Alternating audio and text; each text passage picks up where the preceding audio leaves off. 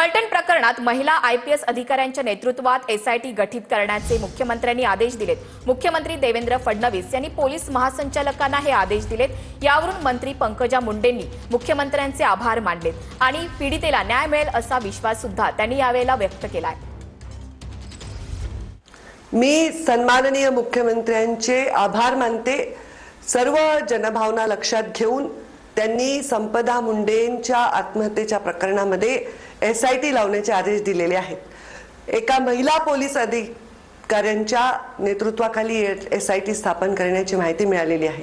फलटण प्रकरणात निर्भया डॉक्टरला न्याय मिळवण्यासाठी आपले राज्याचे सन्माननीय मुख्यमंत्री देवाभाऊंनी तात्काळ एसआयटी स्थापन करण्याचे आदेश दिलेत। यासाठी मी त्यांचे मनपूर्वक असे आभार मानते।